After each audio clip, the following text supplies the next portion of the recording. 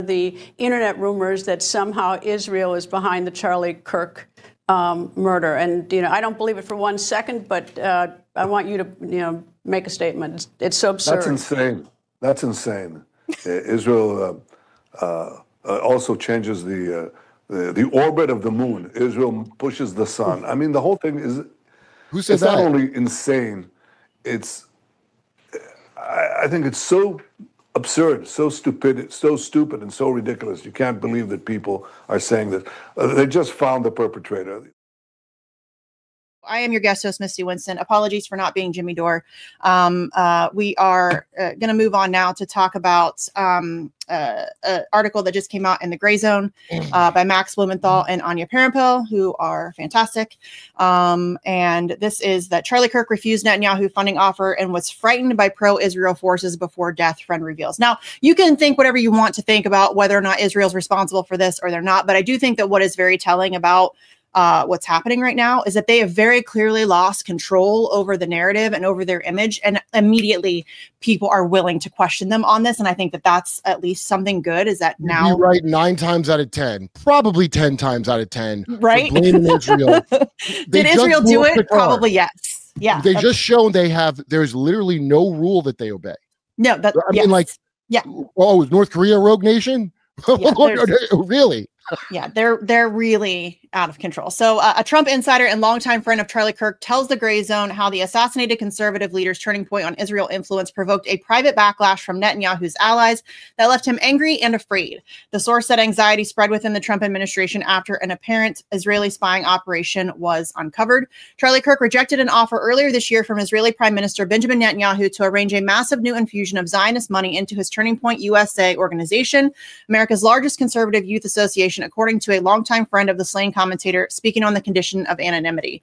The source told the Grayzone that the late pro-Trump influencer believed Netanyahu was trying to cow him into silence as he began to publicly question Israel's overwhelming influence in Washington and demanded more space to criticize it. In the weeks leading up to his September 10th assassination, Kirk had come to loathe the Israeli leader, regarding him as a quote-unquote bully. The source said, that's saying it lightly.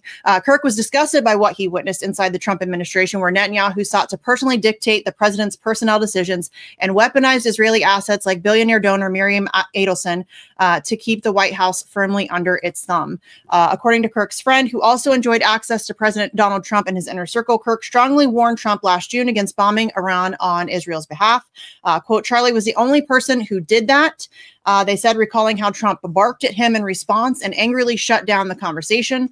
The source believes the incident confirmed in Kirk's mind that the president of the United States had fallen under control of a malign foreign power and was leading his own country into a series of disastrous conflicts. By the following month, Kirk had become the target of a sustained private campaign of intimidation and free-floating fury by wealthy and powerful allies of Netanyahu, figures he described in an interview as Jewish leaders and stakeholders. He was afraid of them, the source emphasized. Kirk was 18 years old when he launched TPUSA in 2012. From its inception, his career was propelled by Zionist donors who showered his young organization with money through neoconservative outfits, like the David Horowitz Freedom Center.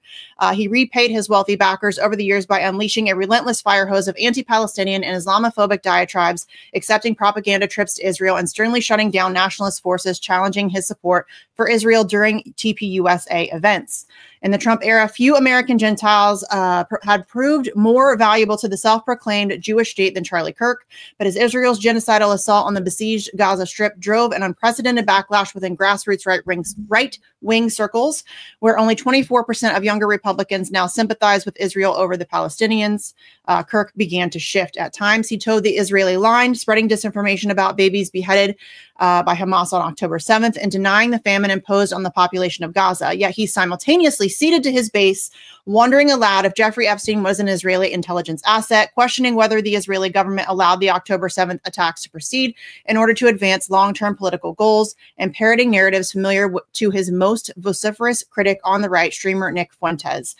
So here is Charlie Kirk questioning October 7th, and this is something I also questioned the day that it happened, for reasons that Charlie explains here. Israel is a fortress.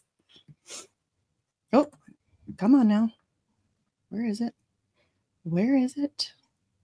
Oh, I lost it. Hold, please. Hold, please. I lost that video. It just disappeared. Sometimes the whole country. Oh, there it goes. When I first heard this story, I still had the same gut instinct that I did initially. I find this very hard to believe. I've been to that Gaza border. You cannot go 10 feet without running into a 19-year-old with an AR-15 or an automatic machine gun that is an IDF soldier, right? The whole country is surveilled. And so let me just kind of go through this.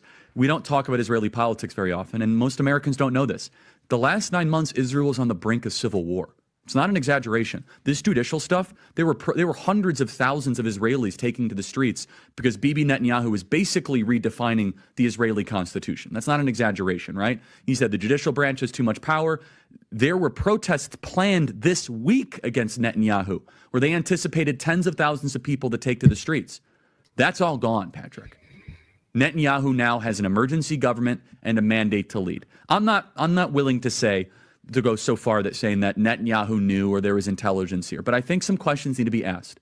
Was there a stand down order? Was there a stand down order? 6 hours? I don't believe it. Was. Israel's the size of New Jersey. When I took a helicopter ride from Jerusalem to the Gaza border, it's 45 minutes. Wow. 6 hours. They're live streaming the killing of Jews. Did somebody in the government say stand down? That is a legitimate non-conspiracy question. The whole country is the IDF. The whole country is. Yeah. And you're trying to tell me that they're going to concerts and kibbutzes and schools and by report. Yes. And that is a very valid question. Was it allowed to happen? Well, of course, now, of course, it was allowed to happen on purpose. We know what happens when things get tough for Netanyahu. He'll kill anybody. He'll kill Jews on October 7th, and he'll have his what's the guy, Gallant? Who's the guy who ordered Hannibal Directive? They asked him on Gallant TV. Yeah. And then him and Bibi get in a fight because Bibi's too crazy even for him, I guess. Yeah. And then they comes out, it was given a little bit. The whole country's the IDF. So that means the Hannibal Directive, they killed their own people. So if they do that to Israeli Jews, if that's what the IDF would do under orders, what do you think they do to Charlie Kirk at a crucial moment when they just blew up Qatar? One of the biggest crimes I've ever heard of. Yeah.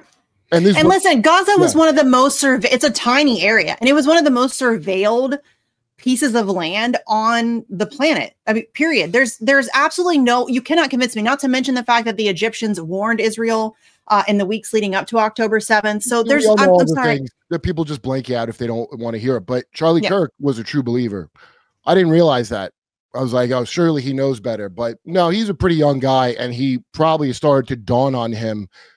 Somebody gets gradually disillusioned with their righteous cause that they really believed in. Yes. And you start asking questions, and then you're in trouble because you asked questions. Yeah. Right. And once you ask a question, it's like a snowball effect. You just start to question everything. So this July at his TPUSA Student Action Summit, Kirk provided a forum for the right-wing grassroots to vent its fury about Israel's political hammerlock on the Trump administration. There, speakers from former Fox News stalwarts Tucker Carlson and Megyn Kelly to the anti-Zionist Jewish comedian Dave Smith denounced Israel's blood-soaked assault on the besieged Gaza Strip, branded Jeffrey Epstein as an Israeli intelligence asset, and openly taunted Zionist billionaires like Bill Ackman for, quote, getting away with scams despite having no actual skills. So here's Tucker talking about that very thing. For it. The unfairness of it drives you crazy. And it's particularly galling in the case of Jeffrey Epstein and the whole constellation of people around Jeffrey Epstein, all of whom seem to be getting away with scams. And how do you know they're getting away with scams? I'll tell you how, because they're useless and they're rich. So how do you come to a place where some of the least impressive, most useless people who have no actual skills become billionaires? How's that legitimate? And by the way, if you ask this question, at least in Washington, it's like, oh, well, yeah, it sounds like you're a socialist. Sounds like socialism. Yeah, okay, I'm a socialist now. All right. I was a Qatari agent or a bigot. Now I'm a socialist. All right. Leaving aside my committed socialism, can you answer the question? How did Bill Ackman get $9 billion? Bill Ackman, a pretty impressive guy? I know Bill Ackman. No.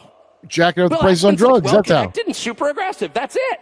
Martin Shkreli stuff. I think, well-connected, super aggressive people deserve a fair living like everybody else. But if you're accruing $9 million just because you're willing to do anything, I don't know why we have to pretend that's good. Yeah. So Israel does anything, and they're good, so that's why. Yeah, they're Would you do Whatever anything to survive if you were Israel? Even kill a bunch of kids and kill Charlie Kirk with a fake thing and make it a left? It's like, as soon as Max Blumenthal is writing a report on it, you know that's where the story goes. I mean, yeah. The whole it's all very. I'm proud. I've never seen them report anything where I was like, oh, they were way off on that one. Right? No, I'm there's sure all. they have a mistake, but I just haven't seen it. I've seen it with everybody else, though. I think they were a little, or maybe that was Aaron. There was something with Syria or not Syria. Never mind. I don't want to misspeak.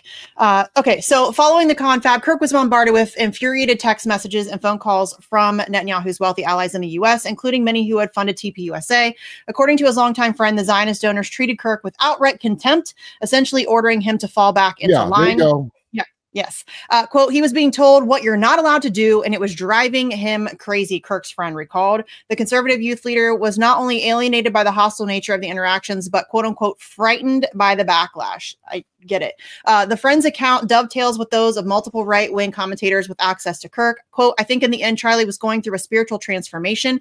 Candace Owens, a conservative influencer who shifted decisively against Israel after October 7th, reflected after her friend's killing. I know it. He was going through a lot. There was a lot of pressure, and it's hard for me to watch the people who were pressuring him just say the things that they're saying. She continued, they wanted him to lose everything for changing or even slightly modifying an opinion. It's very hurtful to me.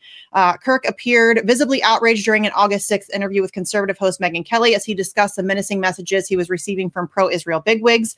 Quote, it's all of a sudden, oh, Charlie, he's no longer with us. Wait a second. What does with us mean exactly? I'm an American, okay? I represent this country. He explained before addressing the powerful Zionist interest They harassing. killed him. I mean, they killed him. It's just obvious mafia stuff the second you hear it.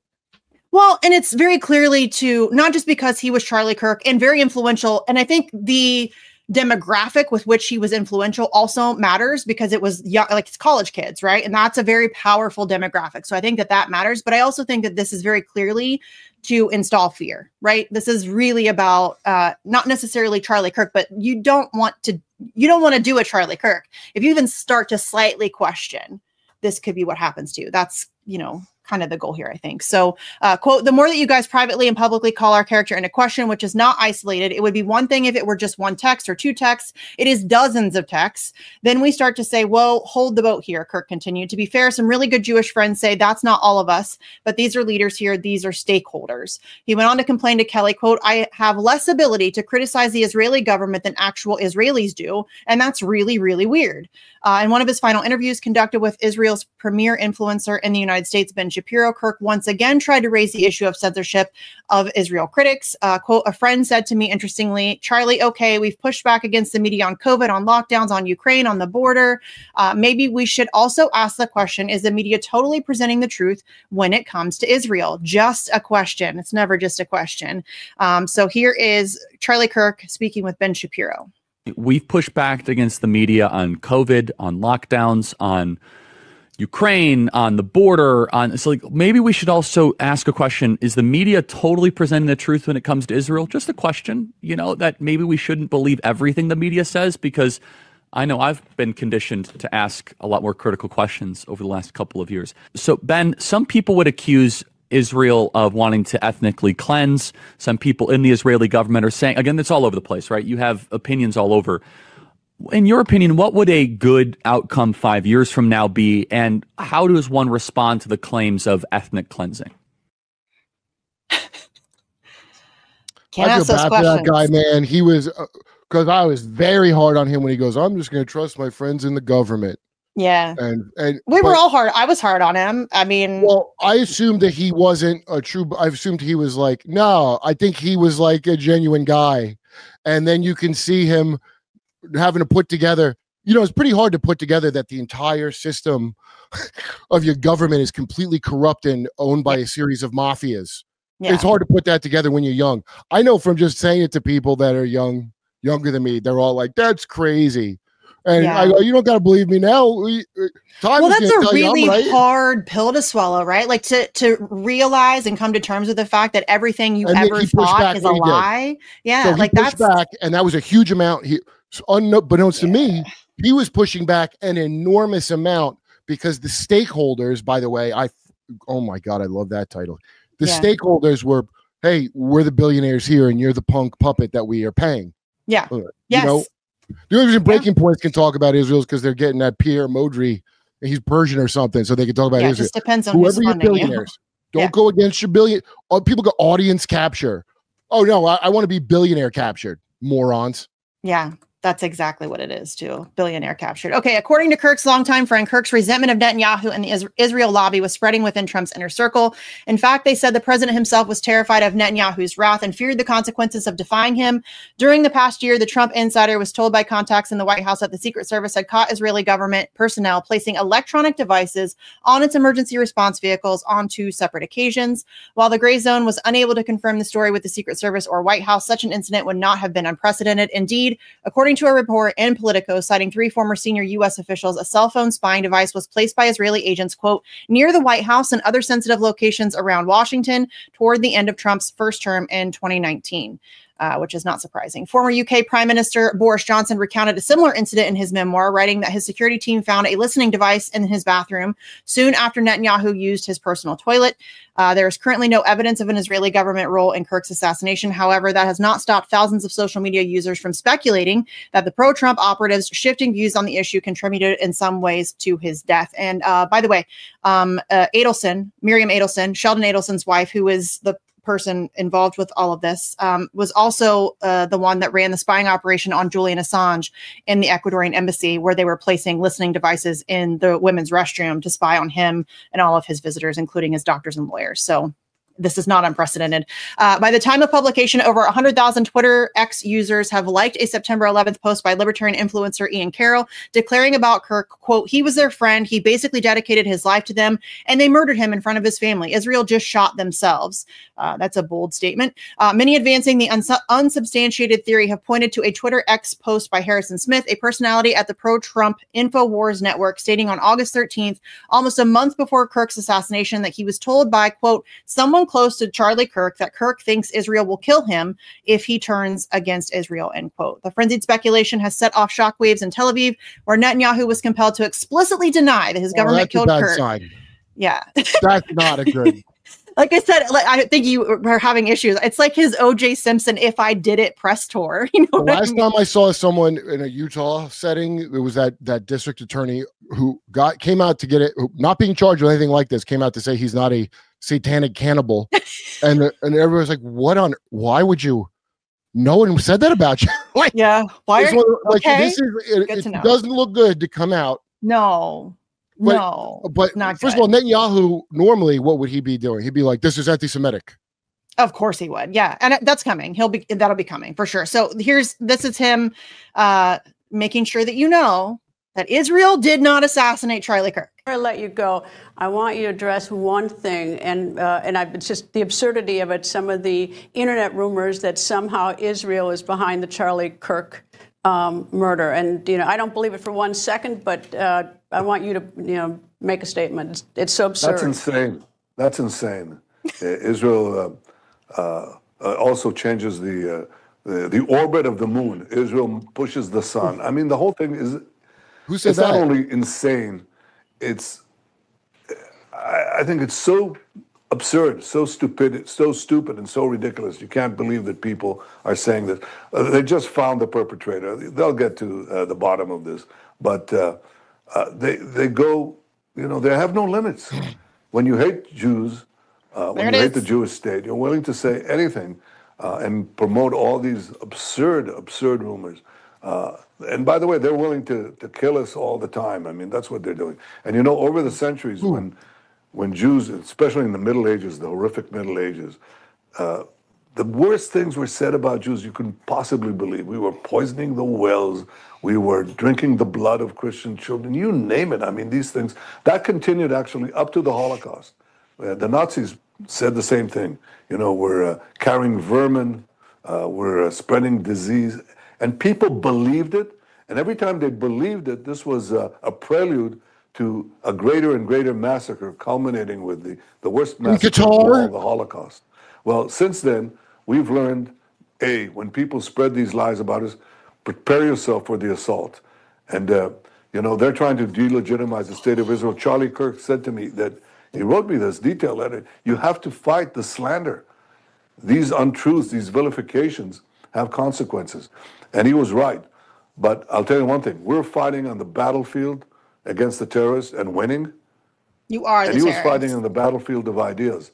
And I think he was winning. He was going to win. That's why they shot him. That's why he killed him. I hope they don't silence him. I don't think people will give in to these ridiculous lies. Oh, God.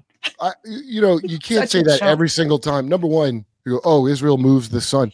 No. Well, here's what Israel does: false flags, and they kill a bunch of people, and they kill their own people. Yeah. So that scumbags like him, like, this is unreal. It's like if there was somebody was eaten in the neighborhood, and Jeffrey Dahmer lives there. We can't say it was this cannibal who did it. Like, you're the ones who are always the problem. Always. Yeah. Israel, not the Jews. No. Israel, not the Jews. You see how he links himself to all the Jews? That's scumbag. Yeah, that's the cloak that he hides behind. It's disgusting that he shields himself with Judaism. Protested. Yeah. Yes, he's a scumbag. So that appearance was just one of several interviews and statements the prime minister dedicated to Kirk in the wake of his killing in an effort to frame the late conservative leader's legacy in a uniformly pro-Israel light. The major public relations push has occurred while Netanyahu wages a military campaign on 7 fronts, punctuated by a regional assassination spree that most recently reached into the heart of Qatar, a U.S. ally. In a September 10th Twitter X post eulogizing the conservative leader, the Israeli prime minister described a recent phone conversation with Kirk. He said, I spoke to him only 2 weeks ago and invited him to Israel. Sadly, that visit will not take place. I heard Charlie turned him down. So he turned him down because they were calling him anti-Semitic. Yes. So this is why Benjamin Netanyahu, this is like giving Robert Maxwell a hero's funeral in Israel, what he's doing. Yeah. Because 2-3 weeks ago, they were calling him anti-Semitic because Dave Smith, my friend, the Jew Dave Smith, was on. Yeah. And they're calling Charlie Kirk suddenly anti-Semitic. Mm-hmm. Yeah, that's funny, right? So here's Benjamin Netanyahu, one of the posts that he put up. So Charlie Kirk was murdered for speaking truth and defending freedom, a lion-hearted friend of Israel. He fought the lies and stood tall for Judeo-Christian civilization. I spoke to him only 2 weeks ago and invited him to Israel. Sadly, that visit will not take place. We lost an incredible human being. His boundless pride in America and his valiant belief in free speech will leave a lasting impact. Rest in peace, Charlie Kirk. So 4 days before the assassination, frustration among pro-Israel commentators bubbled over in public during a Fox News interview in which Ben Shapiro launched a chilling attack on Kirk without naming him.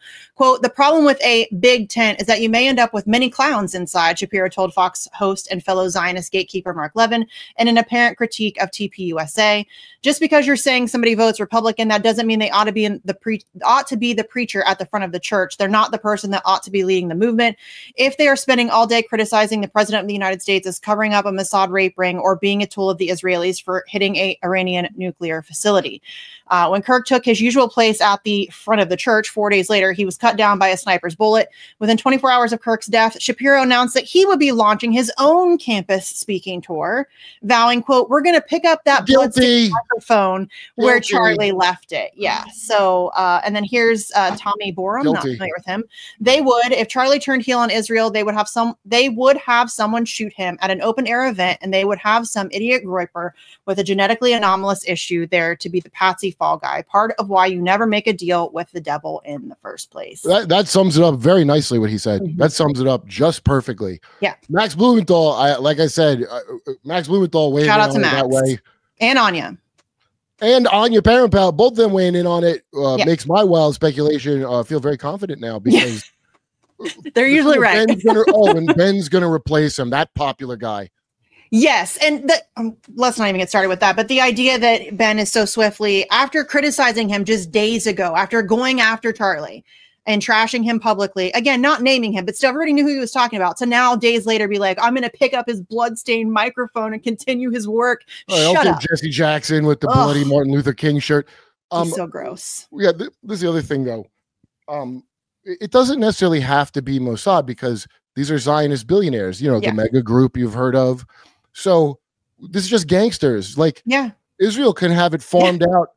I mean, they do it themselves, which is funny. They're real hands-on with their vicious crimes, but yes, they are. It doesn't necessarily mean the Mossad. I'm not saying, but I'm saying it was on behalf of Israel. I have no doubt about that because that scumbag billionaire they're talking about that inflates drug prices, and that's how he got that $9 billion and what Tucker asked about. Yeah. All that MK Ultra stuff is proprietary technology that corporations have and private entities have. Just like if you're rich enough, you could have Pegasus software. So don't think they couldn't have gone to one of these people and had them, pass word down. That's why they say Epstein didn't work for Mossad, because they're trying to use like the cutouts. Plausible deniability. But he did. Like, I understand the legalese of it, but it was on behalf of I agree. 100%. Come see me on tour in Appleton, Wisconsin, Rosemont, Illinois, Chicago, Illinois, Louisville, Fort Wayne, Hermosa Beach, Sacramento, San Francisco. Go to jimmydore.com for a link for tickets.